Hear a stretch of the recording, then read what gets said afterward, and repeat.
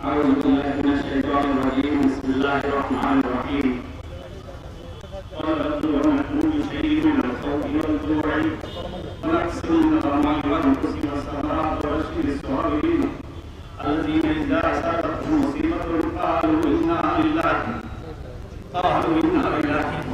وإنا إليه راجعون أولئك عليهم صلوات من ربهم ورحمة وأولئك هم المهتدون আমার বাবা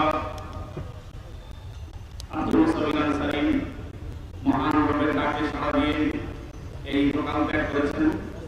আজকে ওনার পবিত্র জানাজার নামাজে যারা সম্পৃক্ত রয়েছেন সকলকে আমি আমার পরিবারের পক্ষ থেকে কৃতজ্ঞতা ও ধন্যবাদ জানাচ্ছি। আমরা এই ঈদগাহেই আমরা বড় হয়েছি, এই ঈদগার পাশে সকলে আমাদের বাড়ি ছিল, যার কারণে আমরা এই স্থানটিকে জানাজার জন্য বেছে নিয়েছি। এবং আমার বাবা কোন ধরনের লৌকিকতা পছন্দ করতেন না, এই জন্য পাশেই আমার দাদুদের কবর মালিকী সেখানেই সময় করা হবে এবং আমরা সবাই তার জন্য দোয়া করবেন। তিনি আল্লাহ যেন তাকে জান্নাতুল ফেরদাউস দান করেন এবং তার হয়তো ভুলভ্রান্তি ক্ষমা করে দেন।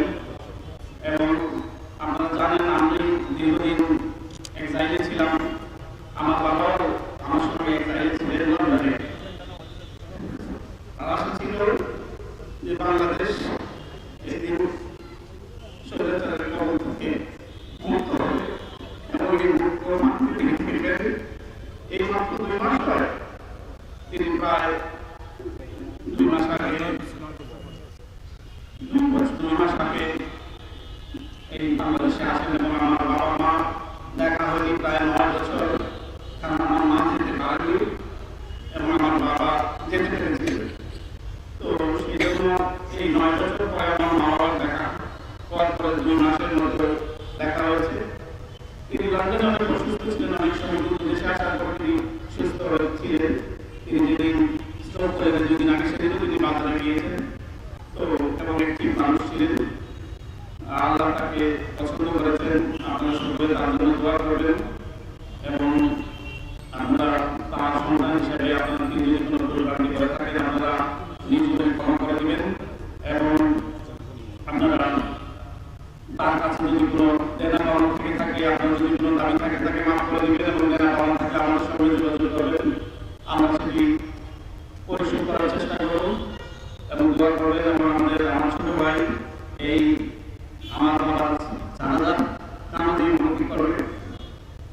আপনারা জানেন সে ইসলামিক স্কলার এবং ওয়েস্টল্যান্ডের মুসলিম সেন্টারে সে চেয়ারম্যান এবং ইউকে ডিপার্টমেন্ট অফ জাস্টিসে সে চাকরি করে।